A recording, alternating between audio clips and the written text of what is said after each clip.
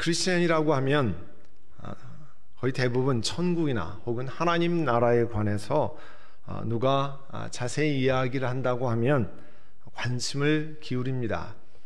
2010년에 출간되어서 미국에서 베스트셀러에 올랐던 책이 천국에서 돌아온 소년이에요. 책 제목이 The Boy Who Came Back from Heaven이라고 하는 책인데요. 알렉스 말라키라고 하는 소년 그리고 그 아버지가 공동으로 지은 책이었습니다. 이 책은 그 알렉스가 6살 때 2004년에 자동차 사고를 당한 다음에 2달 동안 혼수 상태에 있으면서 천국을 체험한 경험을 담고 있습니다. 그런데요, 말라키가 책을 자기 아버지랑 해서 한 11살인가 12살 때 출간했는데 그 5년이 지난 다음에 미국의 유명한 크리스찬 출판사에다가 알리기를 그 자신과 자신의 아버지가 썼다고 하는 책은 다 내용이 거짓말이라고 이렇게 밝혔습니다. 자신은 죽은 적이 없고 천국에 가지도 않았고 천국에 가봤다고 말하는 사람들이 관심을 가져줄 것으로 생각해서 그렇게 했다는 거예요. 그리고 그 가족들이 그 아버지가 내용을 많이 꾸며서 이렇게 했다고 하는 것을 출판사에 알렸습니다. 한국계 미국인으로 토마스 주남이라고 하는 여인이 쓴 천국은 확실히 있다, Heaven is real, 영어로 썼는데요. 그 한국에서 이게 번역이 됐는데 Heaven is so real이라는 책도 있는데 그 책을 읽어보면 마치 그 여인이 굉장한 영적 체험을 한 것으로 묘사하고 있습니다. 그 저자는 그 책에서요, 자신이 과거 책 지은 그 이전 7년 동안 천국을 17번 다녀왔다 하는 그런 경험을 기록했습니다. 뭐 자기가 갔다 왔다고 하는데 뭐 거기에 관해서 무슨 다른 얘기 하기는 어렵지만 그러나 특히 주관적인 내용을 썼습니다. 참된 영적인 체험인지를 입증할 수 있는 객관적인 그런 증거가 전혀 없고 또 자신의 경험을 어떤 것을 성경 위에다 두는, 그러니까 말이 안 되는 거죠. 그런 것들도 있습니다. 실제로 성경에 신약의 가장 위대한 사도라고 하는 사도 바울, 그는 낙원, 천국에 다녀온 경험을 성경에 아주 절제된 용어를 사용해서 간략하게 적고 있습니다. 이렇게 말씀해요. 고린도후서 12장 1절 7절 사이에 보면 자랑하는 것이 내게 이로울 것은 없지만 이미 말이 나왔으니까 주님께서 보여주시는 환상과 계시들을 말할까 합니다. 나는 그리스도 믿는 사람 하나를 알고 있는데 그가 14년 전에 셋째 하늘, 우리가 낙원이라고 하는 천국이라고 하는 셋째 하늘까지 이끌려 올라갔습니다. 그때 그가 몸 안에 있었는지 몸 밖에 있었는지 나는 알지 못하지만 하나님께는 아십니다. 그러니까 사실은 자기 얘기를 굉장히 절제된 용어로 남의 이야기를 하듯이 조심스럽게 얘기를 하는 겁니다. 나는 그 사람을 압니다. 뭐 자기 이야기를 하고 있는 거니까요. 그가 몸을 입은 채 그렇게 했는지 몸을 떠나서 그렇게 했는지 나는 알지 못하지만 하나님께서 아십니다. 이 사람이 낙원에 이끌려 올라가서 말로 표현할 수도 없고 사람이 말해서도 안 되는 그 말씀을 들었습니다. 나는 이런 사람을 자랑하려고 합니다. 그러나 나 자신을 두고서는 내 약점밖에는 자랑하지 않겠습니다. 이게 자기가 천국에 다녀왔다고 하는 신약의 최고의 사도라고 하는 사도 바울이 천국의 경험을 아주 절제되고 간략히 소개한 내용이에요. 사도 바울께서 이렇게 조심스럽게 말씀했는데 개인이 천국에 다녀왔던 경험을 그렇게 장황하게 뭐 이렇게 너무나 확실한 것으로 전하는 것 상당히 위험한 것임을 우리가 기억해야 합니다. 이 토마스 주남이라는 여인이 쓴 책에는 또 구원에 관해서 이상한 이야기를 적고 예수 그리스도에 관해서 전혀 비성경적인 가르침, 표현을 잔뜩 말하고 있습니다. 일부 신앙이 있다고 하는 사람들 가운데도 성경으로 전혀 입증이 되지 않는 그런 영적인 현상 그리고 체험을 비판하면 마치 성령의 역사를 회방하고 성령의 역사를 알지 못하는 것으로 위협하기도 합니다. 그렇지만 아무리 굉장한 이적, 아무리 굉장한 기적이 일어났다고 해도 그것은 무턱대고 성령의 역사로 받아들여서는 안 됩니다. 성령 하나님은 성경에 계시된 가르치는 말씀과 상충되는 가르침을 통해서 역사하지 않습니다. 그러니까 아무리 성령께서 역사하신 거라 내가 굉장한 체험을 했다고 해도 성경에 가르치는 말씀과 상충되는 이야기, 그거는 성령의 역사가 아닙니다. 오늘 본문에는 우리 신앙인들이 많은 관심을 갖고 있는 천국과 지옥에 관한 내용을 전달하고 있습니다. 그러면 어떤 내용을 말하고 있는지, 또 이 내용을 통해서 뭘 가르치는지 한번 살펴보기로 합니다.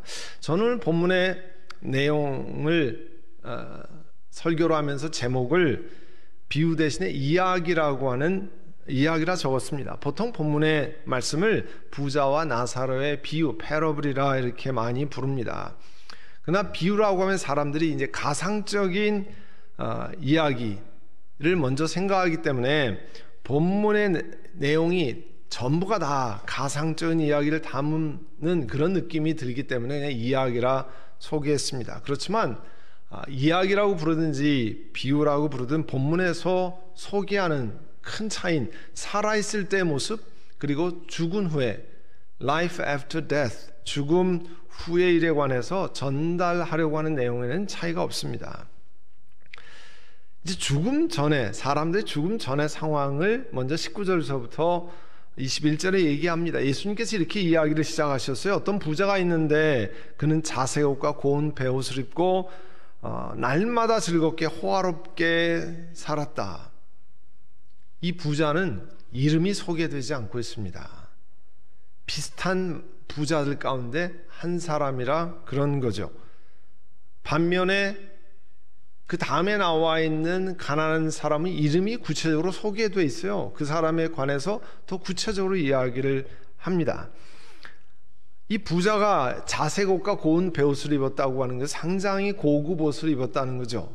그리고 매일 즐겁고 호화로운 삶, 세상 사람들이 바라는 정말 날마다 연락하는 그런 삶을 살고 있었다 했습니다. 근데 대조적으로 20절에는 그 집에 대문이 있는데 대문 앞에 나사로라고 하는 거지 하나가 온몸에 부스럼 투성이 헌데가 생겨서 누워 있었다 그랬습니다. 이 19절의 부자의 모습과 대문 앞에서 누워있는 가난한 사람의 모습, 아주 극적으로 대조가 되잖아요. 이 단어의 뜻은 본래 가난한 사람이라 그래, 거지라고 번역했지만, 그러나 이 하는 행색이 거지라고 보여주기에 beggar라고 하는 의역에서 거지라고, 어떤 영어 성경에도 poor man이라고 하는 경우가 있고 beggar라고 번역한 적이 있어요. 근데 우리 새 번역이나 우리의 성경에는 그걸 의역해서 거지라고 부르고 있습니다. 근데 가난한 자의 상황이 뭐 딱 거지죠. 이 21절에 보면 부자의 상에서 떨어지는 부스러기로 배를 채우려고 했습니다. 개들까지도 와서 그 헌데를, 상처난 데를 핥았다고 그랬으니까 아주 우리가 생각만 해도 아주 처절한 비참한 상황이에요. 온몸이 헌데투성이고 먹을 것이 없어 부스러기로 채우려고 하면 얼마나 가난했겠습니까? 먹을 것이 없었겠습니까? 이 두 19절에 21절만 보아도 부자와 가난한 자는 아주 극적으로 대조를 이루고 있습니다. 호화롭게 사는 부자가 사실 예수님이 가르치는, 그가 가지고 있는 많은 물질로 인해서 어려운 사람으로 대표되는 이 가난한 나사로를 돕고 그 가난한 사람을 도울 수 있는 기회가 충분히 있었을 겁니다. 그가 날마다 잔치했는데 그 잔치할 때 병자들을 잔치상에 초대해서 부스러기가 아니라 음식을 제공할 수도 있었습니다. 또 하나님의 나라를 위해서 그의 물질을 넉넉히 베풀 수 있는 기회가 그에게는, 부자에게는 충분히 있었던 것으로 보입니다. 왜냐하면 날마다 호화롭게 연락하고 온갖 좋은 옷을 다 입고 살았으니까요. 그렇지만 21절 이후의 말씀들은 이 부자가 이런 기회를 전혀 사용하지 않았다고 하는 것을 알게 만듭니다. 우리 읽는 우리 독자에게. 그리고 죽음 이후의 상황을 이제 22절, 23절에 적고 있는데요. 22절에 보면 그러다가 그 거지가 죽었습니다. 그런데 성경은 그가 천사들에게 이끌려가서 아브라함의 품에 안기었고 그 부자도 죽어서 묻히었다 그랬어요. 고통 속에 있었던 나사로가 죽음을 맞이했습니다. 모든 사람처럼 죽음을 맞이했습니다. 고통 속에 그가 늘 살아왔습니다. 모르긴 해도 그 나사로를 위해서 애통하는 사람 없었을 겁니다. 그가 죽었는지도 다 몰랐을 거예요. 장례식이 없었을 가능성도 높고 그냥 어디 정말 사람들이 모르는 곳에 버려졌을 가능성이 대단히 높습니다.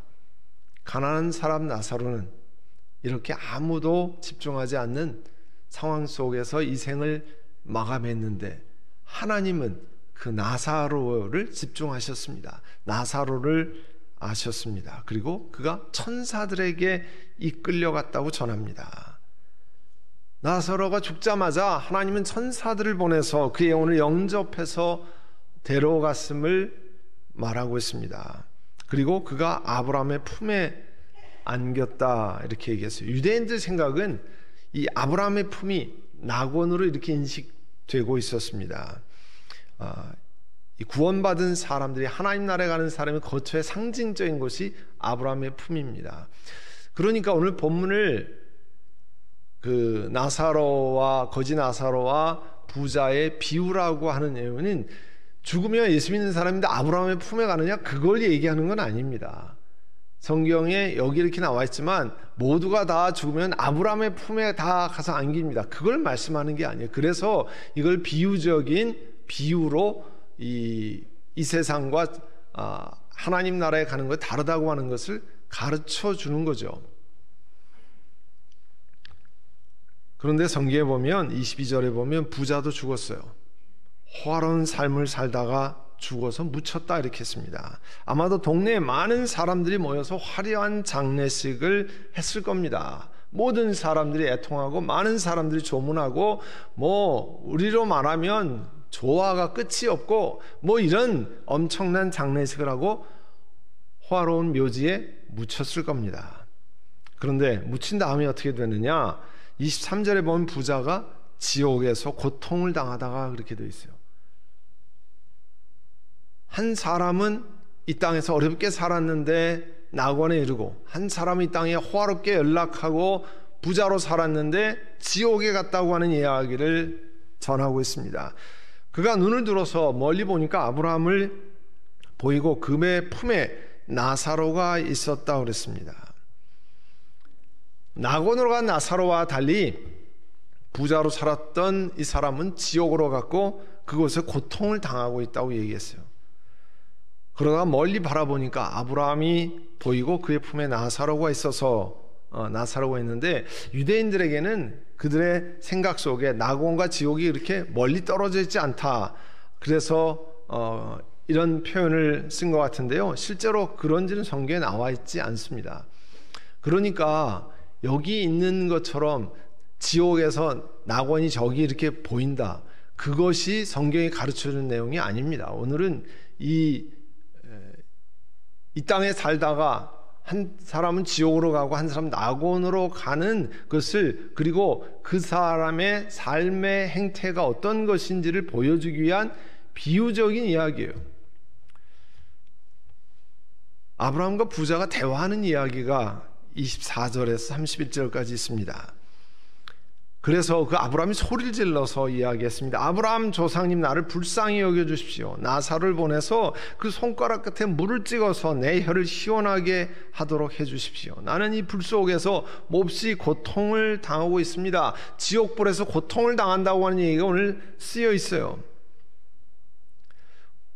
근데 나사로를 좀 보내주셔서 그 손가락에다 물을 찍어서 내 혀를 좀 시원하게 해주십시오. 그 지옥에서 부자가 고통을 당하면서도 자신의 집 앞에서 대문 앞에서 구걸하던 그 가난한 사람인 나사로 여전히 자기 심부름꾼 정도밖에 생각하지 않잖아요. 저 사람 보내서 내 혀에다가 물방울 좀 찍어주십시오. 나사로가 그 집에 그 부자의 집 앞에서 상에 떨어지는 부스러기로 배를 불리는 거 너무 대조를 이루죠. 손끝에다가 물 한 방울 찍어서 내 혀를 좀 시원하게 해주십시오. 아주 작은 그거 하나를 너무 괴로워서 구하는 모습을 보여주고 있습니다. 그때 아브라함이 25절에 말합니다. 얘야 되돌아보아라. 내가 살아있을 동안에 너는 온갖 호사를 다 누렸지만 나사로는 온갖 괴로움을 다 겪었다. 그래서 그는 지금 여기서 위로를 받고 너는 고통을 받는다 그랬어요. 이 구절은 부자가 돈이 많고 또 여러 가지 호사를 누렸기 때문에 지옥에 내려갔다, 그걸 말씀하는 게 아닙니다. 이 부자는 하나님을 우리가 보면 하나님을 섬기지도 않고 물질을 가지고 이웃을 돌보지도 않고 자신만을 위해서 사용한 것으로 보입니다. 그런데 아브라함이 계속 이 부자에게 지옥에 있는 부자에게 이야기하는 거예요. 너와 우리 사이는 큰 구렁텅이가 있어서 가로는 여기에서 너희에게로 가고자 해도 갈 수 없고 너희가 이쪽에 올 수도 없다, 이렇게 얘기했어요. 부자가 지옥에서 빠져나올 수 있는 가능성이 전혀 없음을 상징적으로 표현한 겁니다. 그러니까 원하면 지옥에 있다가 낙원으로 옮기고 그런 일 있을 수 없다고 하는 것을 말씀하고 있습니다. 그랬더니 그 다음엔 자기가 할 수 있는 것이 불가능하다는 것을 알고 부자가 이렇게 얘기합니다. 조상님 소원입니다. 이 나사로를 내 아버지 집으로 좀 보내주십시오. 내가 형제가 5이 있는데 제발 나사로에 가서 그들에게 경고를 해주십시오. 그들만은 나처럼 살지 말고 고통받는 이곳에 오지 않게 해주십시오. 나처럼 살다가 고통받는 이 지옥에 오지 않고 나사를 보내서 그렇게 살지 말라고 좀 권해주십시오. 불쌍한 나의 형제에게, 편안하게 자기들 마음대로 사는 그 형제에게 이야기해서 지옥에 오지 않게 해주십시오. 아브라함이 특별한 대답을 해요. 그들에게 모세와 예언자들이 있으니까 그들의 말을 들어야 한다. 모세와 예언자는 이스라엘 사람들이 흔히 말하는 구약 성경을 말합니다. 모세는 모세오경, 예언자들은 이사야, 예레미야 이런 성경이 있잖아요. 그거를 합쳐서 모세와 예언자, 이거는 구약 성경, 그들에게 주시는, 우리로 말하면 구약 성경이죠. 그런 말씀이 있으니까 그 말씀을 들어야 한다. 왜냐하면 모세와 예언자들의 말씀에 보면 하나님을 의지하고 섬기고 또 어려운 이웃을 돕는 것에 관해서 곳곳에 얘기하고 있잖아요. 그 말씀을 잘 들었으면 하나님을 섬기게 되고 어려운 사람을 도울 수밖에 없는, 그 말씀을 순종하면 어렵고 힘든 사람을 도울 수밖에 없는데 그 말씀을 잘 들으면 된다가 얘기했어요. 그랬더니 부자가 아닙니다. 아브라함 조상님, 죽은 사람들 가운데서 누가 좀 살아나서 가가지고 그 사람들을 깨워야 됩니다. 그래야 그들이 회개할 것입니다. 그렇게 생각했어요. 그러면 죽은 사람들이 살아나서 가서 깨우면 그 형제들이 다시 하나님 잘 섬기는 것을 할 것인가. 요한복음 11장에 보면요, 마리아와 마르다의 형제 나사로가 나옵니다. 나사로가 죽은 얘기가 나와요. 오늘 본문에 나오는 나사로가 다른 나사로, 동명이인이죠. 그 나사로가 죽은 지가 나흘 됐다고 그랬어요. 그래서 썩는 냄새가 난다고 그랬습니다. 그리고 그런 동굴에 넣어서 장사를 했는데 마르다가 예수님께 그렇게 말한 거예요. 벌써 나흘이 돼서 이제 썩는 냄새가 납니다. 예수님께서 그 동굴을 향해서 나사로야 나오라 외칠 때 죽었던 나사로가 살아나왔잖아요. 예수님께서 하신 일을 보고 유대인 가운데 많은 사람이 이제 예수님 믿게 된 사람이 생겼다고 그랬어요. 근데 같은 11장에 보면요, 종교 지도자들은 그 이야기를 듣고 그런 이야기가 일어났다는 것을 알고 난 다음에 대답이 뭐냐면 예수님 죽일 방법을 생각했다고 그랬어요. 그러니까 죽은 사람이 살아나왔는데, 물론 예수님 믿는 사람도 있지만 여전히 예수님 죽이겠다고 달려드는 사람도 똑같이 있었다는 거예요. 그러니까 또 우리가 아는 것처럼 예수님께서 살아생전에 말씀한 대로 3일 만에 부활하셨습니다. 그런데 예수님 믿는 사람 여전히 얼마 안 됐어요. 살아나왔는데 여전히 믿는 사람 얼마 되지 않았습니다. 그래서 31절에 아브라함이 이렇게 말합니다. 그들이 모세와 예언자의 말을 듣지 않는다면, 다시 말씀드린 것처럼 이 하나님 말씀을 믿지 않는다면 죽은 사람들 가운데 누가 살아나와도 믿지 않을 거라는 거예요. 사람들이 하나님 말씀을 듣고 대답하지 않고 응답하지 않으면 죽은 사람들 가운데 누가 살아난 기적을 보아도 믿지 않는다는 거 참 신기하죠. 그런 의미에서 여러분, 죽은 사람이 살아나온 것을 보시지도 않고 이렇게 주일날 예배당이나 온라인으로 예배드리고 하는 것 참 하나님이 주신 특별한 은혜입니다. 하나님께서 그런 마음을 주셔서 하는 거지 우리가 기적을 보았기 때문에 여기 이 자리에 있는 거 아니잖아요. 그래서 오늘 그 말씀을 하시는 거예요. 오늘 이 비유 혹은 이야기라고 하는 이 부자와 가난한 사람 나사로의 이야기는 부자가 가지고 있는 문제점이 재물이 많아서 풍요롭게 살았다, 거기에 있는 게 아닙니다. 문제는 이 부자가 자기 풍요로움에 집착해서 하나님과 이웃, 영원한 나라에 대해서는 전혀 신경 쓰지 않았다는 거예요. 자기 이기적인 삶만을 살았다는 겁니다. 그런 사람의 대표적인 이야기가 이 부자예요. 한편 거지 나사로는 병을 앓고 가난한 속에서 이 땅에서는 참 어려운 삶을 살았습니다. 그러나 나사로란 이름이 무슨 뜻이냐면요, 하나님이 도우신다, 그런 뜻이에요. 그 이름이 뜻하는 대로 하나님을 의지하면서 살았을 겁니다. 그는 육신으로는 가난하게 살았고 참 어렵게 살았지만 영혼도 가난해서 하나님을 찾고 사후에 정말 영적인 풍요로움과 영광을 누릴 수 있다고 하는 것을 오늘 이야기는 우리들에게 전합니다. 하나님 나라를 기준으로 볼 때 세상의 돈에 집착하는 그런 삶보다 멸시와 천대와 어려움 속에 있었지만 하나님 나라를 소망하는 삶이 정말 복된 삶이라고 하는 거예요. 그래서 천사가 받들고 하나님 나라로 갔다고 얘기하잖아요. 분명 세상에서 풍요를 누릴 수 있습니다. 그렇지만 그 풍요는 나만을 위하고 우리 가정만을 위한 게 아닙니다. 다른 사람 위해서 선하게 아름답게 하나님을 우리 심령에 생각하고 가난하고 어려운 사람 돕는 것 하나님께 구워드리는 것이라고 하는 잠언서의 말씀처럼 오늘 우리 삶 속에서 내게 주시는 귀한 은혜를 하나님을 생각하고 이 땅에 바로 살아서 이제 오늘 말씀처럼 풍요로운 영원한 나라에 우리가 갈 때 하나님께서 인정하시는 그런 삶을 살기를 간절히 소원합니다. 이제 우리 들은 말씀을 기억하고 우리 함께 기도하겠는데요. 하나님, 우리 삶 속에 주의 말씀처럼 정말 이 땅에 내게 주신 물질을 주신 삶을 주신 뜻을 기억하고 이 호화롭게 연락하는 부자 같은 어리석게 사는 사람 되지 않게 하옵소서. 이 시간 우리 함께 하나님 앞에 기도하겠습니다.